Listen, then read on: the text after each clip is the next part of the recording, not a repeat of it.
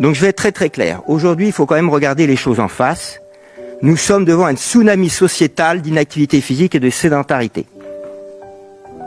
Et quand je pèse mes mots en disant ça, je vais vous donner quelques chiffres et vous allez voir où nous en sommes. Et malgré tout, nous sommes face à ça comme devant le réchauffement climatique. Ah oui, quand même. Et j'entends des promesses, mais ce ne sont que des mots. Et ça fait 40 ans que je les entends. Alors c'est vrai que, bien que je lâche rien, ma patience commence à avoir ses limites. Alors reprenons quelques petites choses. D'abord, la santé, ce n'est pas ne pas être malade. La santé, c'est le complet bien-être physique, mental et social.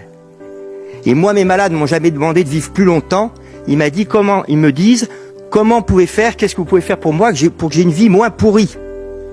C'est-à-dire que leur qualité de vie est pourrie. En partie par nos médicaments. La seule chose qui peut les sortir de ça, c'est l'activité physique. L'activité physique améliore le bien-être mental, social et physique de chacun. Et c'est vrai, j'entends beaucoup, c'est bénéfique. Non, c'est très dangereux de ne pas bouger. Ça n'a rien à voir. Parce que quand je dis, ça fait du bien de bouger pour ma santé, c'est pas du tout la même chose que ça me fait du mal de ne pas bouger. Donc il faut aussi expliquer ça à nos patients et à tout le monde, à nos enfants. C'est qu'en fait, c'est beaucoup plus grave qu'ils ne le croient. La chaise, la sédentarité, la chaise est devenue une addiction. Je pèse mes mots, c'est une addiction. La chaise tue. C'est ça qu'il faut dire. 40 000 à 50 000 morts par an. Il faut quand même prendre conscience de ça. En plus, la chaise nous ment puisqu'on croit qu'elle nous repose. C'est faux. Quand vous êtes fatigué, que vous vous asseyez, ça va bien, vous vous relevez, vous êtes aussi fatigué. Donc, elle vous raconte des histoires, cette chaise. En réalité, vous êtes fatigué, allez marcher 5 minutes, vous serez moins fatigué. Qu'est-ce que nous disent les enfants aujourd'hui? Oh, la flemme. Ils sont couchés ou assis toute la journée, ils sont fatigués. Ça veut bien dire que ça sert à rien d'être couché ou assis. Et tout ça, ces messages-là, ça ne rentre pas dans la tête de la population, mais ça ne rentre pas dans la tête des décideurs. Puisque malgré tout, je ne vois pas les grandes décisions qui devraient être prises. Donc si on prend quelques chiffres, aujourd'hui, l'activité physique qui est recommandée, c'est quoi? C'est 30 minutes d'activité physique par jour, 3 fois 10 minutes, 6 fois 5 minutes. C'est pour les adultes, si jamais je suis âgé, je vais rajouter un tout petit peu plus, en particulier du travail d'équilibre. Et les enfants, c'est 1 heure d'activité physique chaque jour, pas de sport. Vous avez remarqué, j'ai pas dit le mot sport encore. Donc simplement bouger.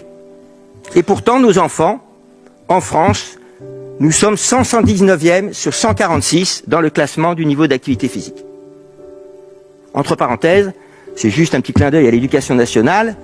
Nous sommes dernier ou avant-dernier, non, avant-dernier ou 3e pour les mathématiques. Parce qu'effectivement, j'oublie quand même que malgré tout ce qu'on dit à l'éducation nationale, plus je fais d'activité physique, meilleurs sont mes résultats scolaires. Ce message-là ne passe pas. Regardez l'importance que l'éducation nationale accorde à l'éducation physique et thérapeutique. Dès qu'un programme n'est pas terminé, la première matière qui cède, c'est l'éducation physique et thérapeutique. Mais attention, nous médecins, nous ne sommes pas les meilleurs. J'ai quand même des collègues qui prescrivent des dispenses annuelles d'éducation physique et thérapeutique, en particulier pour l'asthme. Alors que tout le monde sait que l'activité physique est une très bonne thérapeutique pour l'asthme. Donc c'est pour vous montrer l'état des lieux que nous avons à faire, et même nos collègues n'arrivent pas toujours donc à comprendre.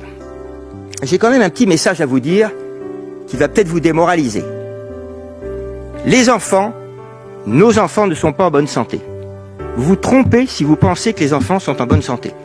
Il faut savoir qu'un enfant qui est en surpoids ou obèse entre 6 et 11 ans se battra dans 66% des cas toute sa vie contre le surpoids. Premier point.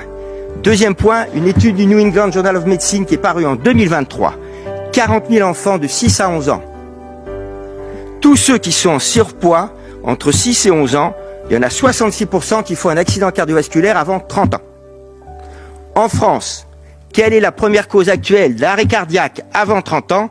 C'est l'infarctus du myocarde. C'est bizarre. Il y a 20 ans, c'était à 45 ans qu'on faisait l'infarctus. Aujourd'hui, c'est 30 ans. Donc je vous assure, j'en suis certain, que nos collégiens de 15 ans préparent leur infarctus à 30 ans. Il faut le savoir. Ne soyez pas surpris. C'est-à-dire, en d'autres termes, que nous allons avoir des malades chroniques, non pas à 50 ans, mais des malades chroniques à 30 ans. Ah, et pourtant, quand vous écoutez ce qui nous est prédit par l'Organisation mondiale de la santé, entre 2020 et 2030, 500 millions de malades chroniques en plus. 27 milliards de dollars par an.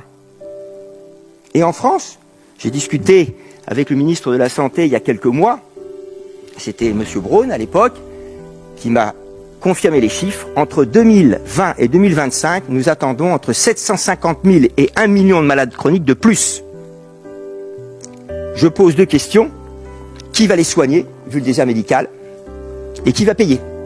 Si tous les 5 ans, on accepte d'avoir des millions de malades chroniques en plus, comment allons-nous faire, surtout s'ils ont 30 ans, et qu'ils arrêtent de travailler à 35 ans? Vous me direz, le positif, c'est que le problème des retraites sera réglé.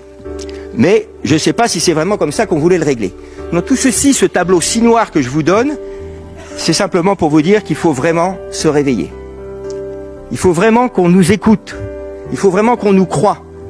Comme je dis, avec mes amis, Martine Duclos en particulier, avec qui nous travaillons main dans la main, le docteur Semama qui est ici, qui travaille pour la Haute Autorité de Santé, qui va parler.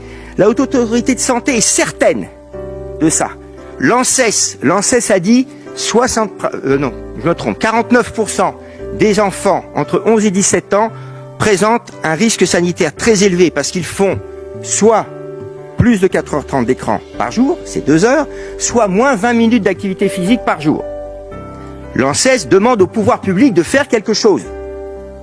Je ne sais pas si ça a été lu par les pouvoirs publics. La Haute Autorité de Santé dit qu'il faut rembourser l'activité physique. C'est demandé tout à l'heure par le président. Qu'est-ce que j'ai vu dans la loi de sécurité sociale cette année?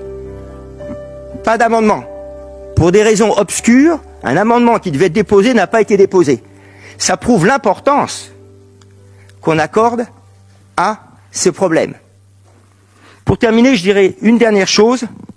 J'attends, et je profite d'avoir une représentante du gouvernement ici, j'attends l'homme ou la femme politique qui osera dire « ça suffit que nos enfants aient des maladies de vieux ». Le diabète de type 2, c'était à 50 ans, c'est à 16 ans. La dépression, c'était à quel âge? J'ai jamais vu un enfant dépressif. À 11 ans. Aujourd'hui, il y en a de plus en plus. Quand est-ce qu'on va arrêter ça? Quand est-ce qu'on va dire, comme a dit un président, il y avait 15 000 morts sur les routes, il en faut 3 000, on y est arrivé. On n'a pas dit combien ça va coûter. Quand est-ce qu'un homme ou une femme politique dira aux Français, ça suffit, je ne peux plus supporter que nos jeunes aient des maladies de personnes âgées?